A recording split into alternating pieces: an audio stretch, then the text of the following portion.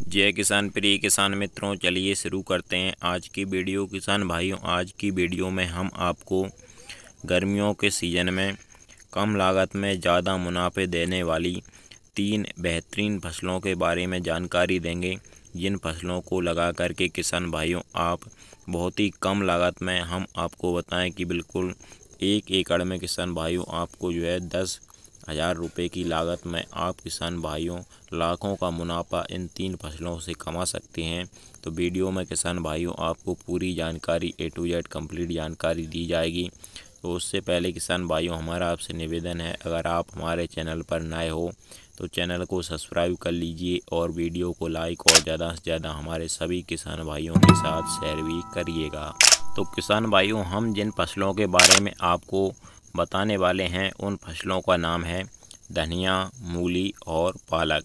किसान भाइयों, धनिया, मूली और पालक की खेती आप जायद के मौसम में कर सकते हैं और बिल्कुल किसान भाइयों आपको जायद में मौसम के अगर यह खेती आप करते हैं, इन तीनों फसलों की खेती आप करते हैं तो किसान भाइयों यकीन मानिए आपको इसका एक तो बाज़ार में भाव बहुत ही अच्छा प्राप्त होगा और दूसरा बात यह है कि किसान भाइयों हमारे जो अधिकतर किसान भाई हैं इस समय पर इन तीनों जिन्सों की खेती बहुत ही कम करते हैं, तो इस कारण से भी आपको बाज़ार में इसके अच्छे रेट प्राप्त होंगे।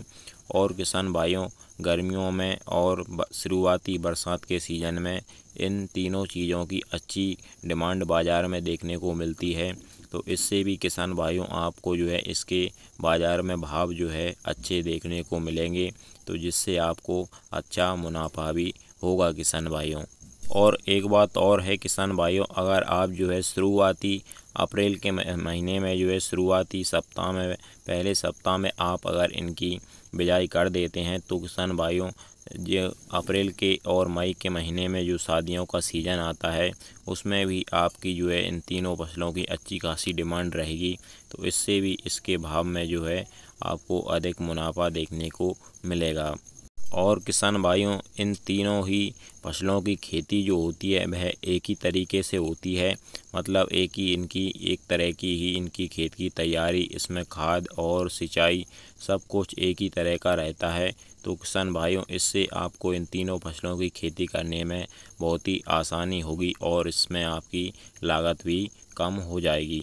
तो किसान भाइयों सबसे पहली बात जो इनकी खेती में आपको ध्यान में रखनी है कि आपके खेत में बिल्कुल पर्याप्त नमी होनी चाहिए। आप भुरभुरी मिट्टी का लड्डू बनाए तो लड्डू पर्याप्त बिल्कुल अच्छा बन जाना चाहिए। किसान भाइयों आपको नमी का खास ध्यान रखना है इन तीनों फसलों की खेती में, क्योंकि अगर आपके खेत में अच्छी ज़्यादा नमी होगी तो किसान भाइयों इन तीनों फसलों का अंकुरन बहुत ही अच्छा होगा, क्योंकि गर्मियों के सीज़न में बहुत ही जल्दी हमारी नमी खेत से चली जाती है, जिससे हमारी फसलों का अंकुरन जो होता है सही से नहीं हो पाता है।